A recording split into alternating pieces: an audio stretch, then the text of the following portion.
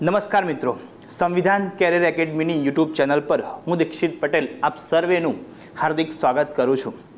મિત્રો, જ્યારે તમે આ વિડીયો જોઈ રહ્યા છો ત્યારે 78th આપણા ઇન્ડિપેન્ડન્સ ડેની ઉજવણી થઈ ગઈ હશે.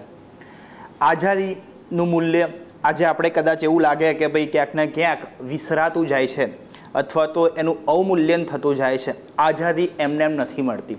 એ આઝાદી મેળવવા માટે કેટલાય આપણા સ્વાતંત્ર્ય વીરોએ પોતાનું બલિદાન આપ્યું છે. જે અહિંસાના માર્ગે પણ ચાલતા હતા, સત્યની માર્ગે પણ ચાલતા હતા અને એ પોતાના માર્ગ પર ચાલીને કહેવાય ને કે આઝાદી આપી છે. એમને પણ પોતાના જે જીવન સિદ્ધાંતોને એટલા ઉચ્ચ લેવલ પર મૂલવ્યા હશે જેના કારણે જ આપણને આઝાદી મળેલી છે. તો એ આઝાદીનું હંમેશા સન્માન કરીએ. એ આઝાદીનો જે લેગસી છે, બરાબર છે, એમના વિચારો, એમના જે જીવનના મૂલ્યો છે એમને આપણે આગળ લઈ જઈએ અને પોતાના દેશ, પોતાના ભારતને એક સર્વોચ્ચ લેવલ પર કહેવાય ને કે વિશ્વગુરુ, સાચેમાં વિશ્વગુરુ પર, સોને કી ચિડિયા પર ફરીથી લઈ જઈ શકીએ એ માટે આપણે હંમેશા કટિબદ્ધ રહેવાની પ્રતિજ્ઞા લઈએ. અને આ જ વિચાર સાથે આજે આપણે પોતાના ફિલ્ડમાં પણ બેસ્ટ કરવા માટે હંમેશા આપણે પ્રયત્ન કરીશું. એ માટે આપણે પ્રતિબદ્ધ થઈએ. સંવિધાન કેરિયર એકેડમી તમને આ જે દેશ સેવામાં તમે સરકારી નોકરી કરશો એ શું છે? એક પ્રકારની દેશ સેવા જ છે. તમે જે પણ કામ કરો છો એ તમારી દેશ સેવામાં તમારો ભાગ છે અને એમાં જ અમે તમને હેલ્પ કરી શકીએ છીએ. જો તમે અમારા કોર્સિસ કે અમારા પબ્લિકેશન માટે તમે વિચારતા હોય કે તમે એક સચોટ માર્ગદર્શનની તલાશમાં હોય તો તમે ડેફિનેટલી તમે અમારા સંપર્ક કરી શકો છો, અમારી ઓફિસનો સંપર્ક કરી શકો છો. અમે અહીંયાથી તમને તમામ રીતે માર્ગદર્શન કરવાનો પ્રયત્ન કરીશું.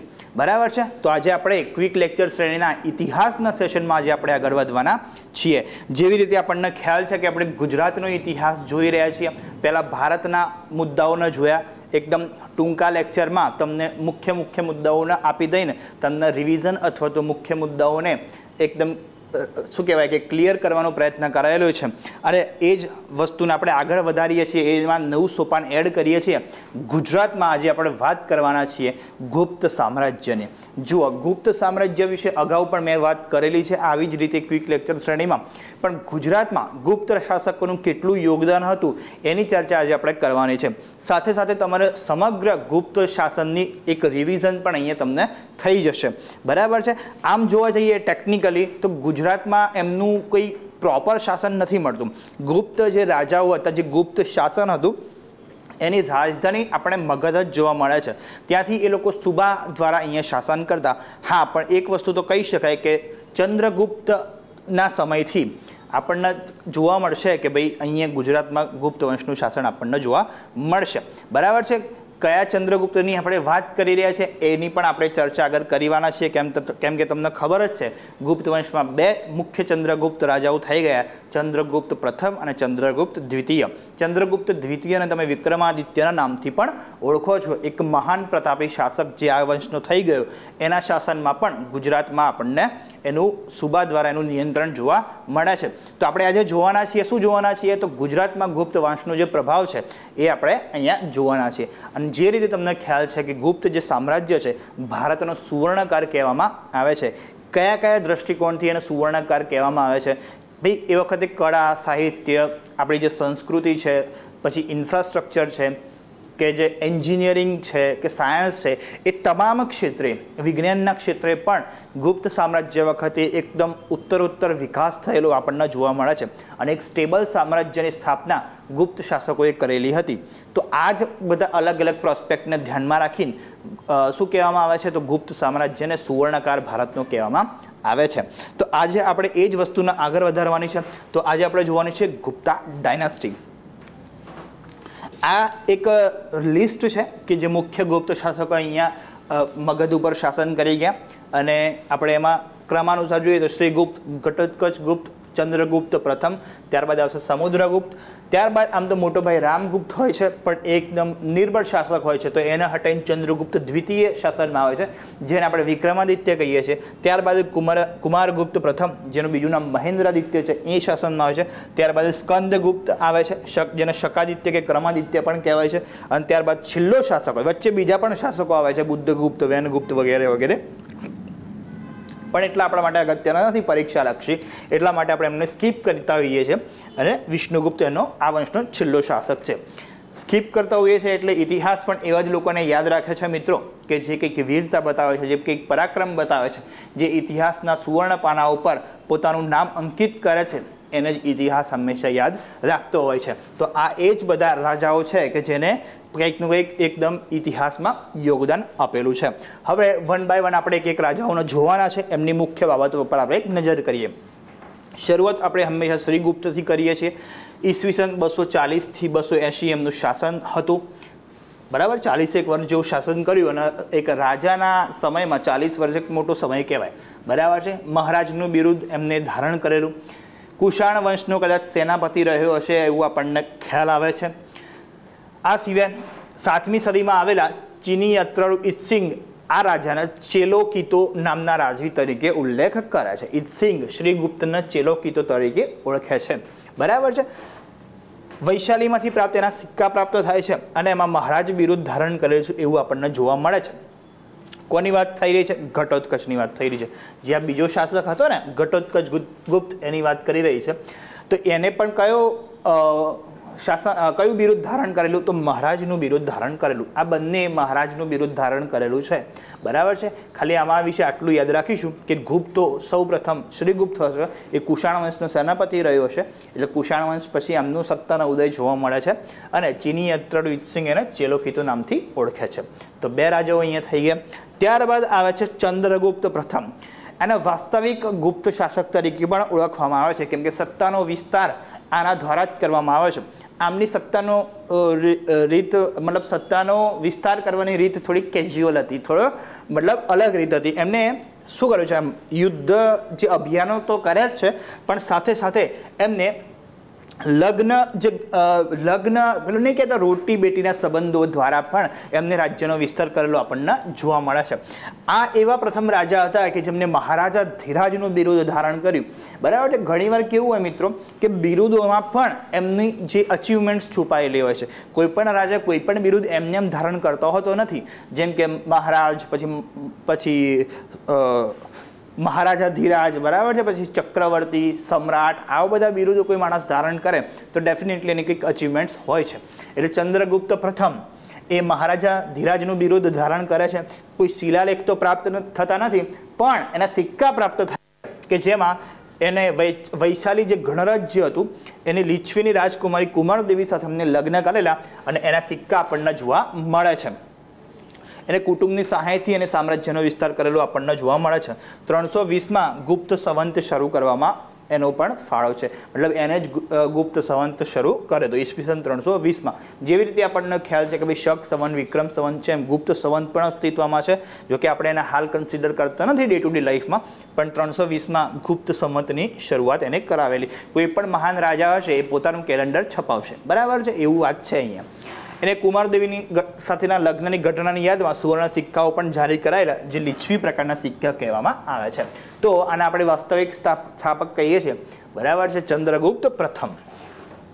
ત્યારબાદ આવે છે આ વંશનો સૌથી પ્રતાપી રાજા યુદ્ધ અભિયાનોમાં તો કયો છે? સમુદ્રગુપ્ત, બરાબર છે. એના કચ્છ નામનો જે ભાઈ હતો એની હત્યા કરીને અથવા હરાવીને એ ગાદી પર આવે છે. ગુપ્ત વંશનો સૌથી મહાન શાસક એને ગણીએ છે. કેમ ગણીએ છે? તો એની બહુ બધી શું કહેવાય કે અચીવમેન્ટ્સ હતી, બરાબર છે. એને કેટલાક દખ્ખણ સુધી એને પોતાના રાજ્યનો વિસ્તાર કરેલો છે, વિંધ્ય સુધી, બરાબર. વિંધ્યની પણ થોડુંક આગળ એને પોતાના રાજ્યનો વિસ્તાર કરેલો. કવિ હરિશ્ચંદ્ર દ્વારા લિખિત અલ્હાબાદ સ્તંભ, જેને પ્રયાગ પ્રશસ્તિ પણ કહીએ છીએ, એમાં એની વિજય ગાથાઓ લખવામાં આવેલી છે. અને એના પરથી જ આપણને ખ્યાલ આવે છે કે ભાઈ આ કેટલો મહાન શાસક રહ્યો હશે. આપણે ચર્ચા કરી હતી, આઈ થિંક, ખ્યાલ નથી, કદાચ નહીં કરી હોય તો કરી દઈશું, કે જે ઐતિહાસિક સોર્સિસ હોય છે એના કઈ રીતે આપણે આઈડેન્ટિફાઈ કરતા હોઈએ છીએ અને કયા મુખ્ય સોર્સિસ હોય છે. તો આવી પ્રશસ્તિઓ, સ્તંભ ઉપર લખાયેલી વિજયગાથાઓ પણ એક ઇતિહાસ માટે યોગ્ય સ્ત્રોત સાબિત થાય છે. એ પોતાની જાતને લીછવીનો દોહિત્ર પણ કહેતો હતો, કેમ કે એમને જે માતાશ્રી હતા, બરાબર છે, કુમારદેવી, એ ક્યાંથી બિલોંગ કરતા હતા? લીછવીના રાજકુમારી હતા, આપણે અગાઉ જોયું. એમને બિરુદ કયા ધારણ કરેલા? તો કવિરાજ, પરમ ભાગવત અને અશ્વમેઘ પરાક્રમી. એમને અશ્વમેઘ પણ યજ્ઞ કરેલો હતો. એમના પણ વિવિધ સુવર્ણ સિક્કાઓ મળ્યા છે અને એ પરથી આપણને ખ્યાલ આવે છે કે વૈષ્ણવ સંપ્રદાયના ફોલોવર રહ્યા હશે. તો આ થઈ ગઈ સમુદ્રગુપ્તની વાત. આપણે જ્યારે ડિટેલમાં મિત્રો જ્યારે ક્લાસરૂમમાં અને એમની વાત કરતા હોઈએ સમુદ્રગુપ્તની, ત્યારે આપણે એમના વિજય અભિયાનો ડિટેલમાં ચર્ચા કરતા હોઈએ છીએ. પણ કેમ કે આપણે ફક્ત ગુજરાત સાથેના સંદર્ભની વાત કરી રહ્યા છીએ, એટલે બીજા રાજાઓ જેનો ગુજરાત સાથે ઓછો સંબંધ છે એમને આપણે જનરલી ટૂંકામાં આજે પતાવી દઈશું. બરાબર છે. બાકી એ ગઈ વખતે જ્યારે અમે ગુપ્ત વંશની ચર્ચા કરેલી ભારતના સંદર્ભમાં, ત્યારે એમના અભિયાનો વિશે ચર્ચા કરેલી છે. ત્યારબાદ આ એમના યુદ્ધો છે. અગર તમે સ્ક્રીનશોટ લેવા માંગો તો તમે લઈ શકો છો. આ મેં તમને એ વખતે સમજાયેલા છે. બરાબર છે. ઓકે. વી.એ. સ્મિથ નામના જે અંગ્રેજ વિદ્વાન હતા એમને હિન્દનો નેપોલિયનનું બિરુદ આપેલું છે ચંદ્રગુપ્ત દ્વિતીયને. આ પણ આયરની જ કહેવાય, કેમ કે નેપોલિયન કરતાં પણ મહાન શાસક સમુદ્રગુપ્ત હતો પોતે. બરાબર છે. તો નેપોલિયનના ત્યાંનો મતલબ ફ્રાન્સનો શું કહેવું જોઈએ? સમુદ્રગુપ્ત કહેવો જોઈએ. પણ અહીંયા જે ઇતિહાસ લખે એનો ઇતિહાસ થઈ જાય એવું વસ્તુ છે અહીંયા. બરાબર છે. તો આ પ્રકારના એને અભિયાનો એને કેરી કરેલા હતા. ત્યારબાદ ચંદ્રગુપ્ત દ્વિતીય આવે છે. આ વંશનો અગેન પ્રતાપી શાસક છે. બરાબર છે. આપણને આની માહિતી મોટાભાગે ક્યાંથી મળે છે? તો વિશાખદત્ત નામના જે સાહિત્યકાર હતા, બહુ મોટા નાટ્યકાર હતા, એમનું એક નાટક છે દેવી ચંદ્રગુપ્તમ. બરાબર છે. આ પણ પૂછાય છે કે દેવી ચંદ્રગુપ્તમ કોની રચના છે? તો વિશાખદત્તની. એમાં એવી કથા આપેલી છે કે ભાઈ એમના નબળા ભાઈ રામગુપ્તની હત્યા કરીને, બરાબર છે, આખી સ્ટોરી છે પણ હું તમને આ શોર્ટમાં છે, આપણા માટે આટલું જ ફેક્ટ છે એટલે આટલું યાદ રાખજો. એમની હત્યા કરીને ધ્રુવ સ્વામિની દેવી સાથે એ પોતે લગ્ન કરે છે. એમની ભાભી થતા હતા અને એમની સાથે લગ્ન કરે છે અને શાસન પર આવે છે. લગ્ન સંબંધો દ્વારા આમને પણ રાજ્ય વિસ્તાર કરેલો છે. કોની સાથે એમને લગ્ન કરેલા છે? તો નાગવંશની કુબેર નાગા સાથે એમને લગ્ન કરેલા છે. દક્ષિણના એટલે વિદર્ભના વાકાટક રાજા રુદ્રસેન સાથે પોતાની પુત્રી પ્રભાવતીના પણ લગ્ન કરેલા છે અને મહારાષ્ટ્રના કદમ વંશની કુંતલ દેવી સાથે પણ પોતાના પુત્રોના લગ્ન કરેલા છે. બરાબર છે. તો આ સિવાય આ રીતે લગ્ન સંબંધો દ્વારા એમને શું કરેલું છે? તો રાજ્ય વિસ્તાર કરેલો છે. પશ્ચિમ ભારતમાં શકોને એ હરાવે છે અને સામ્રાજ્ય અરબ સાગર સુધી વિસ્તારે છે. શકો હરાવી ગુજરાતમાં ગુપ્ત વંશની સ્થાપના કરનાર રાજા કોણ? તો કે ચંદ્રગુપ્ત દ્વિતીય. ઓકે. એ શક જે સામ્રાજ્ય હતું, આપણે ગઈ વખતે વાત કરી હતી, તો આપણને ખબર હોય તો આ રુદ્રસેનની આપણે વાત કર્યા હતા. બરાબર છે. કે એમને હરાવીને પોતાની પુત્રીના લગ્ન પણ કરાવે છે. બરાબર છે. આમ તો હારેલા રાજા સાથે લગ્ન કરાવે એટલે તમને થોડું વર્ડ લાગશે, પણ સામે રુદ્રસેન પણ કેવો હતો? રુદ્રસિંહ પણ જેને કહીએ છીએ એ કેવો હતો? પ્રતાપી શાસક હતો, વીર હતો. બરાબર છે. અને ડેફિનેટલી એમાં એક બીજું બી કારણ હતું કે એમ જ્યારે તમે હિસ્ટ્રીના ડિટેલમાં જોતા હોય ત્યારે એક શું કહેવાય, એક સ્ટ્રેટેજી પણ હતી. બરાબર છે. એક સાથે બે દુશ્મનો સાથે મૂડ ના લેવાય. ખબર પડી? તો એવું છે કે ભાઈ એની સાથે લગ્ન કરાવી સારા સંબંધો રાખીએ તો બીજા દુશ્મનો સાથે તમે આરામથી મેનેજ કરી શકો છો. આવી કંઈક સ્ટ્રેટેજી હતી. જ્યારે આપણે ક્લાસરૂમમાં ડિટેલમાં ચર્ચા કરીશું ત્યારે એની વાત કરતા હોઈએ છીએ. બરાબર છે. ઉજ્જૈનને પોતાની સાંસ્કૃતિક રાજધાની બનાવે છે. મહરૌલીનો એકમાત્ર જે લોહ સ્તંભ છે એ એની વિજય ગાથા પ્રસ્તુત કરે છે. આ સિવાય એમનો ઉલ્લેખ ચીની યાત્રાળુ ફાહિયાન બૌદ્ધ પાંડુલિપિ જ્યારે ભારતમાં આવેલા ત્યારે એના સમયમાં આવેલા હતા. બરાબર છે. આ પણ પૂછાય છે કે કયા જે યાત્રાળુઓ છે એ કોના સમયમાં ભારત આવેલા? મતલબ કે એ લોકો જ્યારે ભારત આવેલા ત્યારે ભારતમાં કોનું શાસન મુખ્યત્વે? તો ચીની યાત્રાળુ જ્યારે ફાહિયાન આવેલા ત્યારે અહીંયા ચંદ્રગુપ્ત દ્વિતીયનું શાસન હતું. એટલે એમના જે ટ્રાવેલ ડાયરીઝ છે એમાંથી પણ ચંદ્રગુપ્ત દ્વિતીયની આપણને વાત મળે છે. આ સિવાય એમના દરબાર રત્નો પણ હતા. બરાબર. દાસ, અમરસિંહ, વિશાખદત્ત, આર્યભટ્ટ, બ્રહ્મગુપ્ત, વરાહમિહિર, ધન્વંતરી, સુશ્રુત અને શંકુ. આ પ્રકારે એમના દરબારના રત્નો આપણને જોવા મળે છે. આમના વિશે પણ પરીક્ષાઓમાં વારે પૂછાતું હોય છે. તો આ બધા તમે નોટ ડાઉન કરી લેશો. બરાબર છે. જેથી આપણો સમય ઓછો બગડે. બરાબર છે. આ ડેફિનેટલી પૂછાતું જ હોય છે.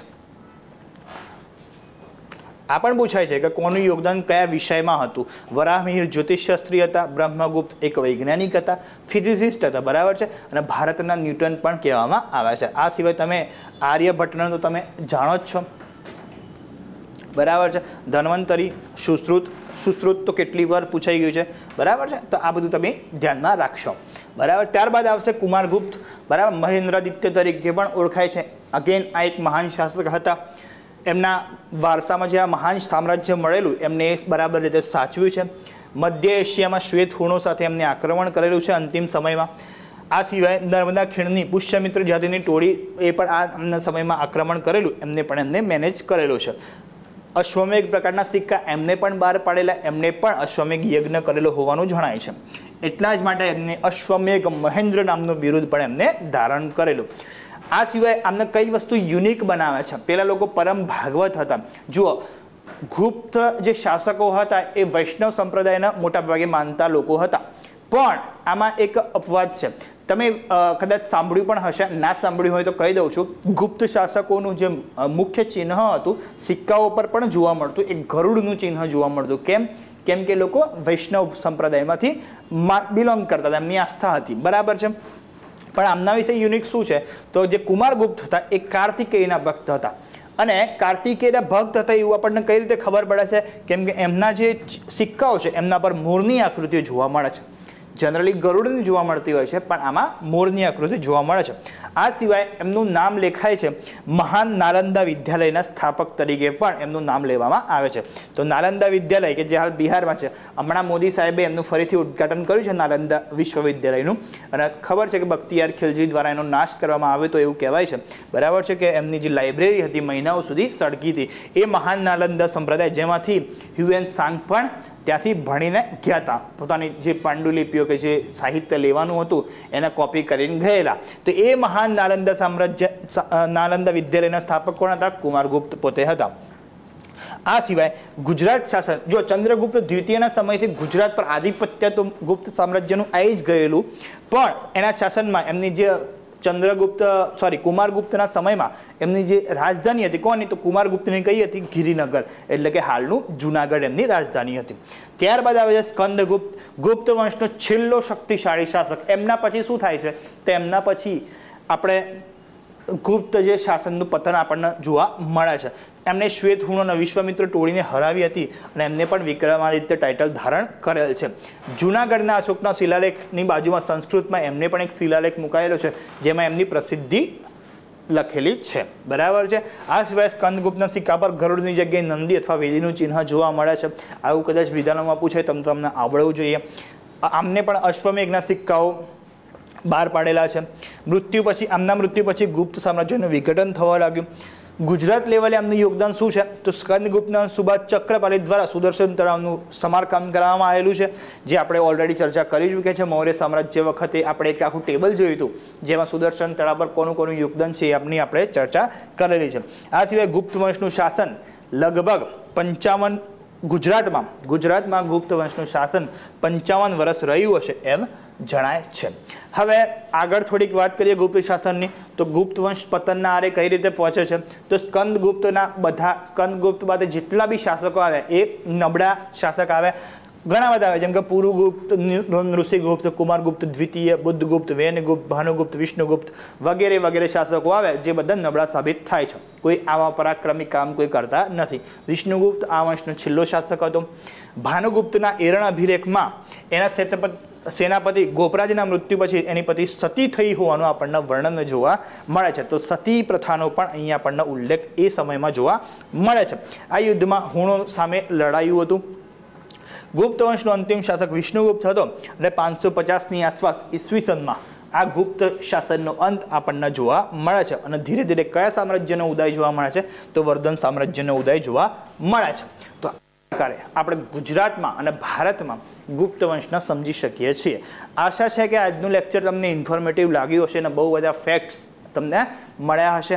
આપણે અહીંયા તમને એવું લાગતું હશે કે સર પીપીટીમાં બધી ઇન્ફોર્મેશન લઈ આવે છે, કેમ કે આપણો જે ઉદ્દેશ છે કે તમને થોડાક સમયમાં વધુ માહિતી પૂરી પાડવી જેથી પરીક્ષામાં તમને ડાયરેક્ટ બેનિફિશિયલ થઈ રહે. બરાબર છે. આમ તો બધી જે આ માહિતી છે પુસ્તકોમાં અલગ અલગ હોય જ છે, પણ એનું કમ્પાઇલેશન કરીને તમને એને થોડાક સમયમાં સમજાવટ કરવી અથવા મુખ્ય મુદ્દાઓ તમને આપી દેવા એ આ શ્રેણીનો મુખ્ય ઉદ્દેશ છે. અને આશા છે કે આપણે ઉદ્દેશના યોગ્ય રીતે પીરસી રહ્યા છીએ. બરાબર છે. તો આપણી સંસ્થાનો નંબર છે. કોઈ પણ ક્વેરી બાબતે તમે અમારો સંપર્ક કરી શકો છો. મળીએ નવા લેક્ચરમાં. જય હિન્દ, જય ભારત.